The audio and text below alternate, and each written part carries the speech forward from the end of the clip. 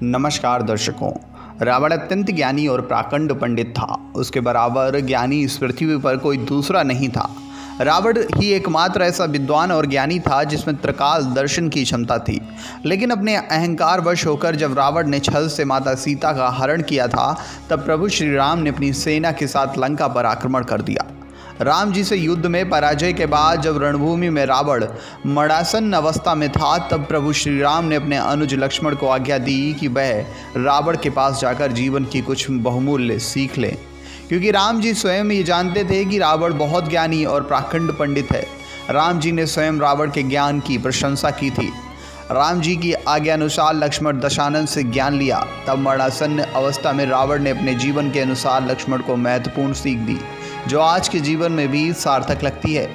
25 अक्टूबर को दशहरे के उपलक्ष्य में जानते हैं कौन सी वो 3 महत्वपूर्ण बातें हैं जो रावण ने लक्ष्मण को बताईं। अपने भ्राता की आज्ञानुसार लक्ष्मण दशानन के पास जाकर खड़े हो गए, परंतु कुछ समय बाद वापस आ गए और राम जी को बताया कि रावण ने उनसे कुछ नहीं कहा।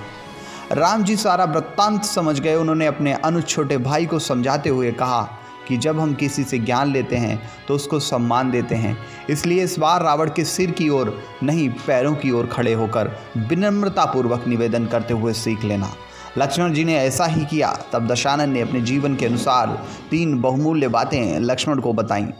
रावण ने सबसे पहली महत्वपूर्ण बात बताई कि जीवन में शुभ कार्य करने में कभी देरी ना करें। शुभ कार्यों को जल्दी ही कर लेना उचित होता है, लेकिन अगर आप जानते हैं कि कोई कार्य अशुभ है तो जितना हो सके उसे टालने की कोशिश करें।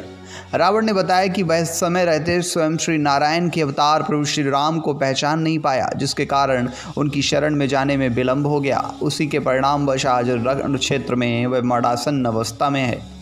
रावण ने कहा कि लक्ष्मण को दूसरी महत्वपूर्ण ये बात बताई कि कहा अपने जीवन में कोई गोपनीय बात या भेद किसी को नहीं बताना चाहिए। विभीषण को अपनी मृत्यु को एक गोपनीय रहस्य विषय में बताने के कारण ही आज वह मृत्यु की शैया पर है।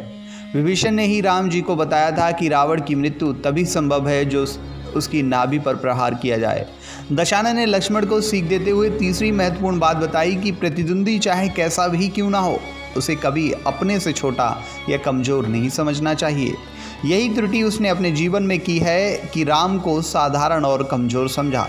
तो दर्शकों, ये थी रामायण से जुड़ी एक छोटी सी जानकारी। अगर आपको पसंद आई हो तो आप हमारी इस वीडियो को अपने दोस्तों के साथ, रिश्तेदारों के साथ शेयर कीजिए और हमारे चैनल को लाइक एंड सब्सक्राइब कीजिए। नेक्स्ट 9 स्पेशल से रजत की रिपोर्ट।